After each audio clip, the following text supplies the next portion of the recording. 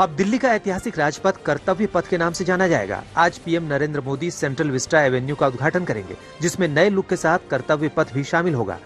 Central Vista Avenue में नेताजी सुभाष चंद्र बोस की मूर्ति भी शामिल है। नेताजी की मूर्ति से लेकर राष्ट्रपति भवन को जोड़ने वाली करीब 3 किलोमीटर की सड़क कर्तव्य पथ के नाम से जानी जाएगी। उद्घाटन से पहले सेंट्रल विस्टा एवेन्यू की ड्रोन से ली गई तस्वीरें सामने आई। इंडिया गेट का पूरा इलाका बदला बदला दिखाई दे रहा है। कांग्रेस ने कन्याकुमारी से कश्मीर तक भारत जोड़ो यात्रा की शुरुआत की। इस मौके पर राहुल गांधी ने बीजेपी पर जमकर हमला बोला और कहा कि एक व्यक्ति के हाथों में करोड़ों लोगों का भविष्य है और वो इसे संवारने की बजाय विपक्ष को ईडी और सीबीआई का डर दिखाया जाता है। राहुल ने श्री पेरुम्बदूर में पिता राजीव गांधी के स्मारक पर जाकर उन्हें श्रद्धांजलि दी। भारत जोड़ो यात्रा तमिलनाडु के कन्याकुमारी से केरल, आंध्र प्रदेश, कर्नाटक, तेलंगाना, महाराष्ट्र, मध्य प्रदेश, गुजरात, राजस्थान, यूपी, दिल्ली, हरियाणा और पंजाब होते हुए केंद्र शासित प्रदेश कश्मीर तक जाएगी। राहुल की यात्रा करीब 3570 किलोमीटर है। इस यात्रा के जरिए कांग्रेस 372 लोकसभा सीटों पर फोकस कर रही है।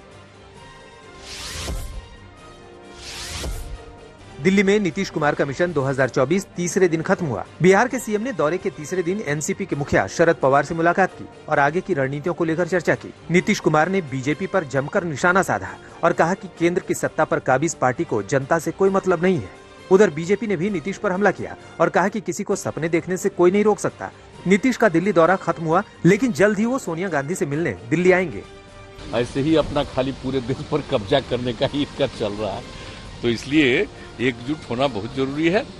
तो उसमें सब को देख रहे हैं कि अब इसके लिए कुछ दिन के बाद ये बहुत अच्छा होगा। और अब मेरे बारे में तो हम आपको बार बार बोल रहे हैं, हमारा निजी कोई च्वाइस है, हमारा बस एक ही च्वाइस है कि सब मिल करके अधिक से अधिक एकजुट हो जाएंगे तो अपने देश के हित में वो काम होगा।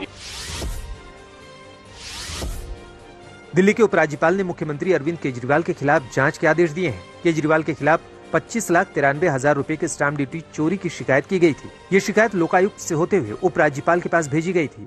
आरोप है कि दिल्ली के सीएम ने 3 प्लॉट करीब 4.5 करोड़ रुपए में बेचे और कागजों पर इनकी कीमत मात्र 72,72,000 रुपए दिखाए। उधर आम आदमी पार्टी के संजय सिंह ने एलजी के लीगल नोटिस को प्रेस कॉन्फ्रेंस में फाड़कर टुकड़े टुकड़े कर दिए और ऐसी नोटिस को 10 बार फाड़ के मैं फेंकता हूँ।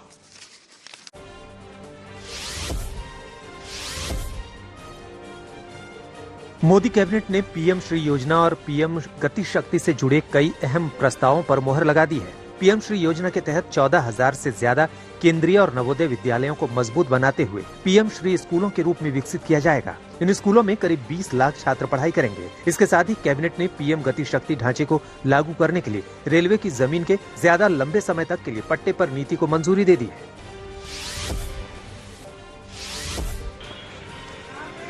महाराष्ट्र के अमरावती से निर्दलीय सांसद नवनीत राणा ने पुलिस स्टेशन में जमकर हंगामा किया। वो हिंदू संगठन के कार्यकर्ताओं के साथ थाने पहुंची थी। नवनीत ने आरोप लगाया कि लव जिहाद के मामले की शिकायत के दौरान उन्होंने पुलिसकर्मी को फोन किया था और उसने उसका फोन रिकॉर्ड कर लिया। इसी बात से वो नाराज हो गए। उन्होंने गुस्से में अफसर से पूछा, रिकॉर्डिंग का हक किसने दिया?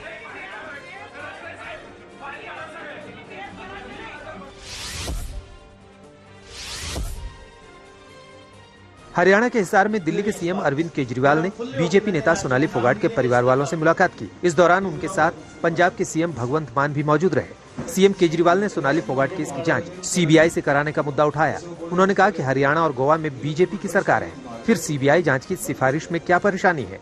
उधर सोनाली फोगाट के परिवार वालों ने एक बार फिर गोवा पुलिस की जाँच पर सवाल खड़े किए हैं।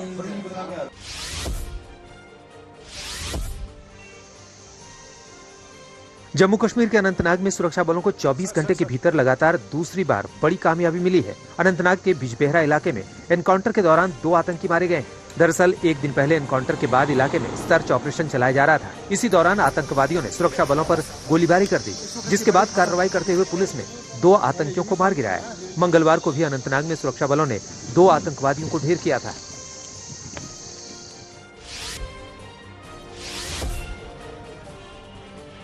दिल्ली में इस बार भी दिवाली बिना पटाखों वाली होगी। दिल्ली सरकार ने अगले साल 1 जनवरी तक सभी तरह के पटाखों के उत्पादन, बिक्री और इस्तेमाल पर रोक का फैसला किया है। दिल्ली के पर्यावरण मंत्री गोपाल राय ने कहा कि ये पाबंदी पटाखों की ऑनलाइन बिक्री पर भी लागू होगी। पाबंदियों को कड़ाई से लागू करने को लेकर दिल्ली पुलिस, डीपीसीसी और राजस्व विभाग के साथ मिलकर कार्य योजना बनाई जाएगी।